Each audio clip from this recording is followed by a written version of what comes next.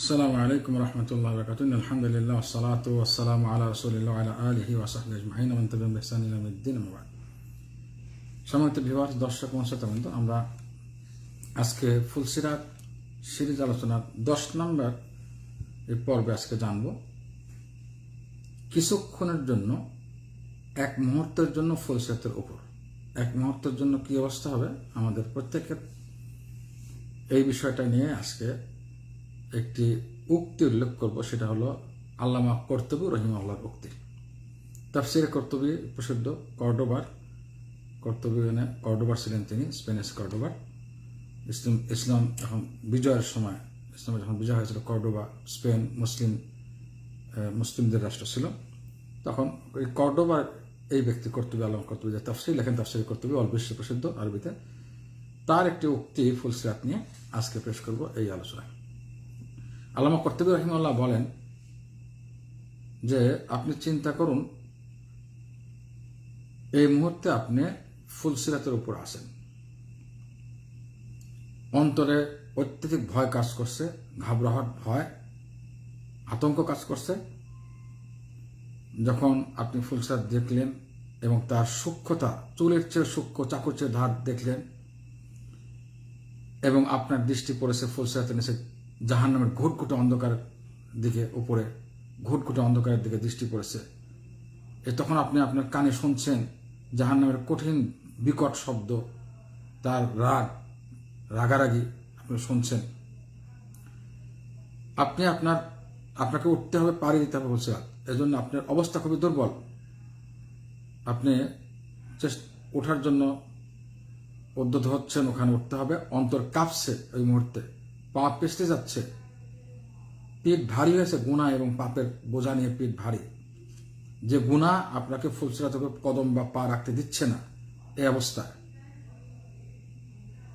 ফুলসিরাতের সূক্ষ্ম ধার তো আছেই, চুলের চেয়ে সূক্ষ্ম, চাকুর চেয়ে ধার, তলোয়ারের ধারাল অংশের চেয়ে ধার, এটা তো আছেই। তাছাড়া গুনার ভারী, সবকিছু মিলে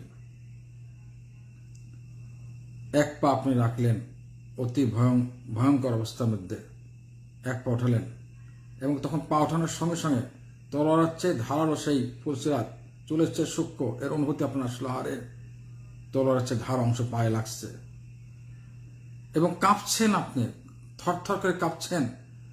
পৃথিবীর এত ভয়ঙ্কর অবস্থা কখনো আপনি জন্মপর থেকে পড়েননি, বা আমরা পড়িনি। দ্বিতীয় পা ওঠানোর সাহস হচ্ছে না, থরথর করে কাঁপছে। সমস্ত মাখলুক সৃষ্টি জগৎ আপনার সামনে, কেউ পা পিছলে পড়ে যাচ্ছে, কেউ আবার আশা খাচ্ছে, কেউ কেটে পড়ে যাচ্ছে অবস্থায়।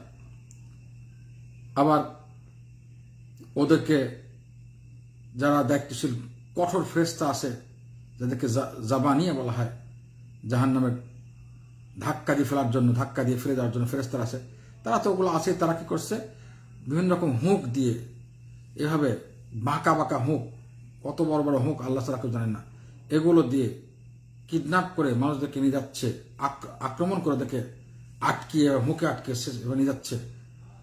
এবং দৃশ্যগুলো আপনি দেখছেন, তখন তাকিয়ে থাকে এবং দেখছেন যে জাহান্নামবাসীদের পা উপরের দিকে এবং মাথা নিচের দিকে, তাদেরকে কিভাবে ধাক্কায় এভাবে উল্টা করে ফেলে দেওয়া হচ্ছে। কি ভয়ঙ্কর অবস্থা, কি ভয়ঙ্কর পরিস্থিতি, কি ভয়ঙ্কর দৃশ্য, যা কখনো কখনো কেউ দেখেনি, ভাবেনি, অন্তর চিন্তা করেনি, চোখে দেখেনি, কানে শুনেনি। কি অবস্থা হবে সেদিন আমাদের? এই দুর্বল অবস্থায় গুনাহগার মানুষের আমাদের কি অবস্থা হবে? এই বিষয়টি নিয়ে চিন্তা করার জন্য তিনি বলেছেন। আমি আমার সাধ্য অনুসারে চেষ্টা করলাম তার অনুভূতিটি পেশ করার জন্য, কঠিন বিষয়গুলো অনুধাবন করা এবং বোঝানো।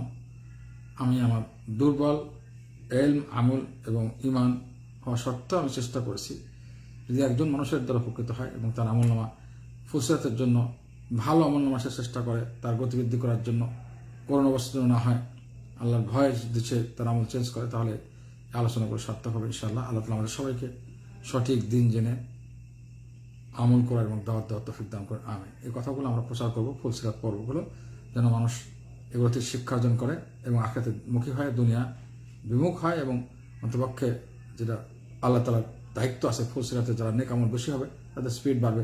এই জন্য যেন প্রস্তুতি গ্রহণ করতে পারি আমরা।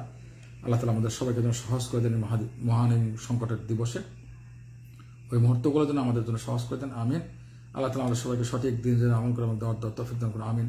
ওয়া আখিরু দাওয়ানা আলহামদুলিল্লাহি রাব্বিল আলামিন। আসসালামু আলাইকুম ওয়া রাহমাতুল্লাহি ওয়া বারাকাতুহু।